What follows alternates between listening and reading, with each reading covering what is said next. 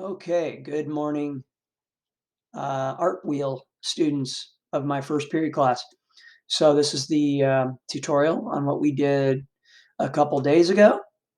Okay, so first thing I'm going to do is go back into our classroom, our Google Classroom. I'm going to go ahead and pause the video briefly. Okay, so we started with the guitar. We clicked on it, made it larger, right click and copied it. This is our lesson on text within an image, okay? So step by step, all of the steps that we did. This is our review, okay? So here's my working canvas. So what you're gonna do is you're going to do new after you copy your image. And you don't have to name it because eventually you're gonna get rid of it. You won't need it, but I'll just go ahead and paste, okay? You're gonna take your quick selection tool. I'm gonna pause, but actually, I'll show this step. So you're just going to click on it. Okay, quick selection is found underneath the object selection. So you got to hold it down and choose that middle one. Okay, so I clicked one time on the guitar. It helps when there's a solid color in the background, in this case, white. So that's kind of your best bet to find something with a solid background. I'm going to lower that brush size, make it a little smaller, and zoom in. And I'm going to use this minus sign. Then I'm going to click on it, and you see how that disappeared because we want only ants around the image itself. Okay, there's one other area right here that I got to subtract, and it's right here. And it looks like I accidentally removed this part, so I'm going to go ahead and add back those ants. And let's see, just a little bit more. And I'm going to hold down Alt because Alt will also get rid of those ants. Now remember, this is an online program, so it could get glitchy from time to time, but just do your best. Don't get frustrated. Again, if your image is a good one with a solid background, it should be a little more helpful. Okay, so let's see. Why am I having issues here? Okay, that seems to be okay. I'm going to pause the video just so I don't waste recording. Okay, I think we're in business. Next thing I'm going to do is I'm going to turn off the eyeball of that layer. You can see the image here.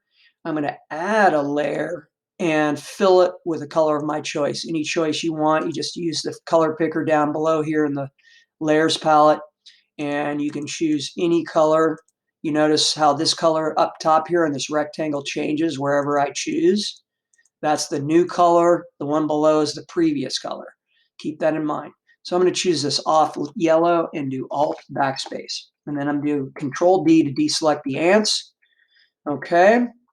Next thing I'm going to do is I'm going to take my type tool and I'm just going to click, hold, and drag out a text box at the same size as the canvas. Okay, I'm going to pause my video. I'm going to search for Wikipedia guitar. Okay, here I am again. I'm going to go ahead and copy some of those words. And let's do 5 words as a requirement. So I'm going to paste. Okay, I'm going to go back up. I left out the T, so I'm going to just add it there. I'm going to hit a couple space bars there. And then I'm going to go back to Wikipedia. And I'm going to do tuning. Okay, so 5 words related to the object that you created as a shape, but don't use the actual name of the shape. So I would not use the word guitar. Now, get rid of that plus sign, or sorry, the period. I'm going to highlight that because what we want to do is change the color and the font and the size of every new word just to add that variety. Now, I am going to save time and not do all of it. Keep in mind, we want 5, right? 5 different words. You can see I did 6 in class, but you can see the variety here. So what I'm going to do though is I'm going to go ahead and just use these. So what you're going to want to do next is you're going to want to use that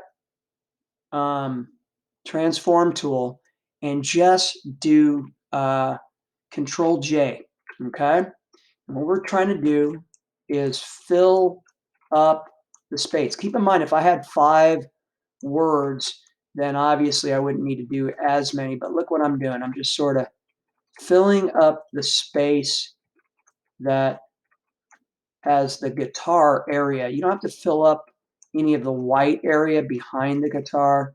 I'm just going ahead and I might even want to turn that like that, and maybe hold down Alt because that will do the same thing as Control J. I can just do that, and let's see. Let me try that again. Okay, Control J, Control J. Okay, and then maybe I'll resize this. Okay, remember, I'm just doing this because I don't have the 5 words. You're going to have 5 words, going to be much easier. Yours is going to be much more colorful, similar to this one, right? I'm just trying to save time in my recording. Okay, now, the next thing you're going to do is you're going to get all these layers together. So how do you do that? Well, if you hold down Control and click all those layers, another trick is go to the top one, hold down Shift, and go to the bottom one, and everything in between will be selected. Then you're going to go ahead and right-click and convert to Smart Object. And that conveniently puts it in one layer. You see that? Isn't that nice? And then the next thing you're going to do is you're going to right-click that layer and choose, let me move my face out of the way, right-click and choose Clipping Mask, and you can see how everything is now located inside the guitar. I almost said garage. But now I can resize it. I can also go ahead, right-click and warp.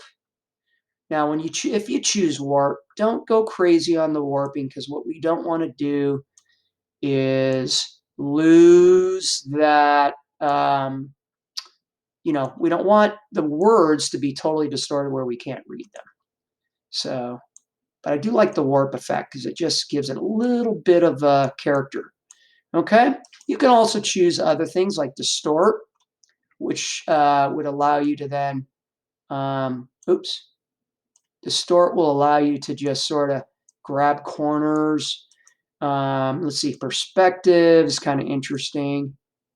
Okay, you can grab corners, and then you see that.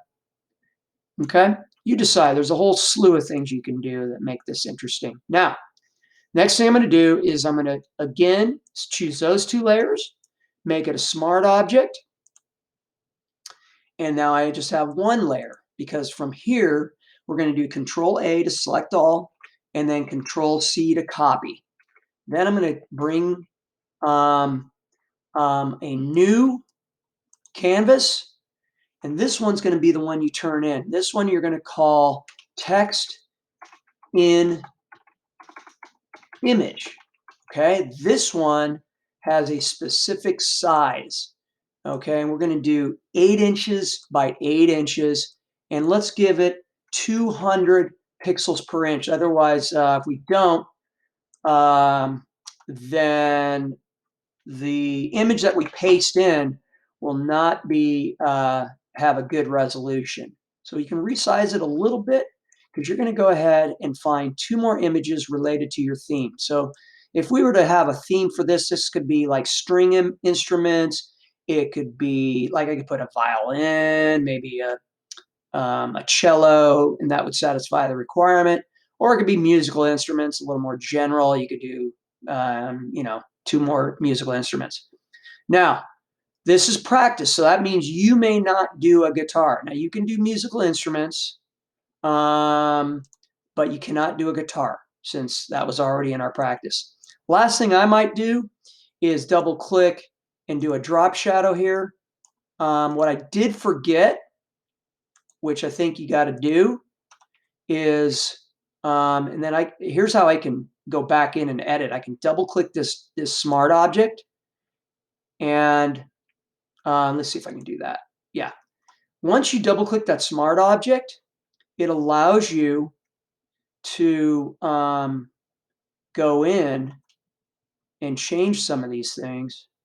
So I can do a color overlay.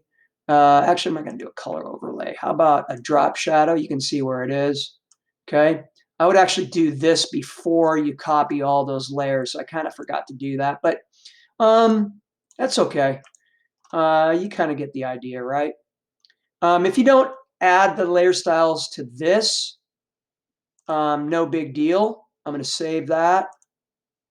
And first go here. So you save the smart object. You see that?